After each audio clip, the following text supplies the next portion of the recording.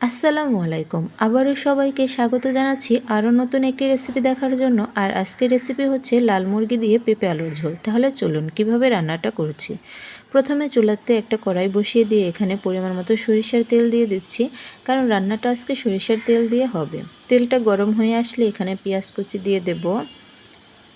পেঁয়াজটা একদম কুচি করে কাটিনি, একটু মোটা মোটা করে কেটেছে, যেহেতু মাংস রান্না করব কষাতে কষাতেই পেঁয়াজ গলে যাবে। এদিকে পেঁয়াজটা দিয়ে দেওয়ার পর পেঁয়াজটা একটু ভেজে নেব। যে কোনো তরকারি রান্না করার আগে যদি পেঁয়াজটা আপনি একটু ভেজে নেন, তাহলে কি হয়, যে ঝোলটা রাখেন তরকারির সেই ঝোলটা একটু গাঢ় ঘন হয়। আর ঘন ঝোল খেলতে কিন্তু সবারই ভালো লাগে, গরম ভাত কিংবা রুটি পরোটা সব কিছুতে আসলে অনেক বেশি ভালো লাগে। এদিকে পেঁয়াজটাও একটু ভাজা ভাজা হয়ে গিয়েছে।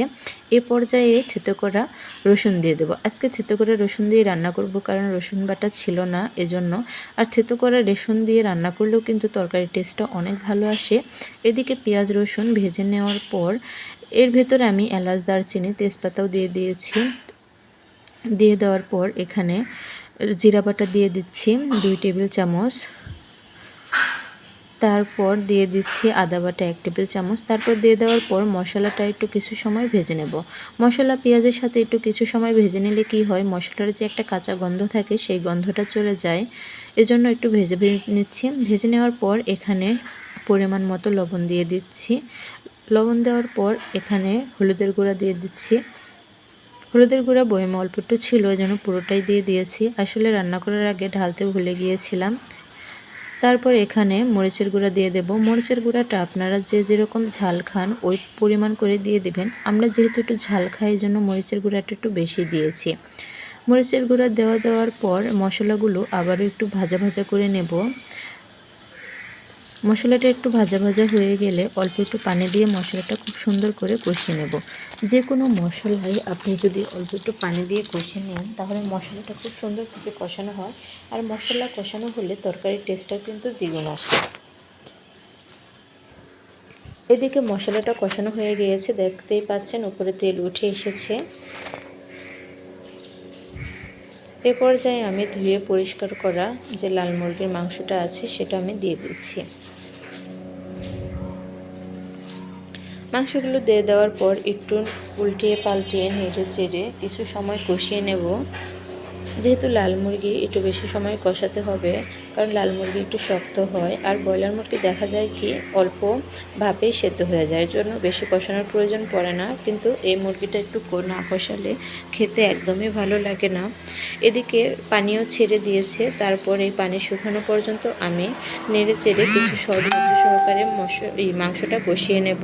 এবার ঢেকে দিচ্ছি। ঢাকনা ওঠানোর পরে আবার একটু নেড়ে চেড়ে দেবো, কারণ একটু পরপর নেড়ে দিলে কি হয়, মাংসের ভেতরে মশলাটা খুব সুন্দরভাবে ঢুকে। আর মাংসের ভিতরে মশলা ঢুকলে কিন্তু সেই মাংসটা খেতে ভালো লাগে। আর দেখবেন অনেক সময় দেখা যায়, সবারই হয় এটা, আমার না আপনার না সবারই, সবসময় যে রান্না মজা হবে তার কোনো কথা নেই। অনেক সময় দেখা যায় কি মশলার একটা ছাড়া ছাড়া ভাব থাকে এবং ভেতরে কোনো কিছুই ঢুকে না, সেই তরকারি খেতে কিন্তু একদমই ভালো লাগে না। এজন্য কি হয়, একটু ধৈর্য সহকারে যে কোনো কিছু রান্না করার সময় একটু ধৈর্য সহকারে কষাতে হয়, কারণ সব কিছুই কষানোর উপর ডিপেন্ড করে আপনার রান্নাটা কেমন হবে। এদিকে মাংসটা কষানো হয়ে গেলে এখানে কেটে রাখা আলু আর পেঁপে দিয়ে দিচ্ছি। তারপর আলু পেঁপে দেওয়ার পর আবারও একটু নেড়ে চেড়ে দিচ্ছি। যেহেতু কড়াইটা একটু ছোটো, এজন্য একটু সময় নিয়ে আস্তে আস্তে উল্টে পাল্টে নেড়ে চেড়ে দিচ্ছি। তারপর আমি আবারও 10 থেকে 15 মিনিট এই আলু পেঁপে মাংস সহ কষিয়ে নেব, যাতে পেঁপে আলুর ভেতরে মশলাটা খুব সুন্দরভাবে ঢুকে যায়।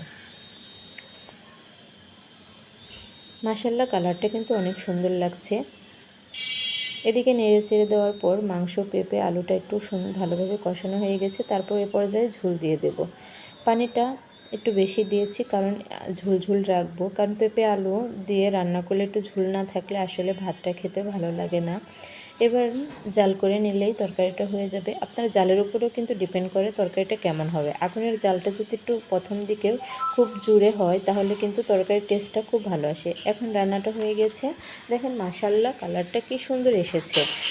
আশা করি আজকের ভিডিওটা আপনাদের সবার অনেক অনেক ভালো লেগেছে। আর ভিডিও ভালো লাগলে অবশ্যই লাইক কমেন্ট শেয়ার করবেন। আর যারা এখনও আমার পেজটি ফলো করেননি তারা অবশ্যই ফলো দিয়ে দেবেন। আজকের মতো এখানেই, সবাই ভালো থাকবেন। আল্লাহ হাফেজ।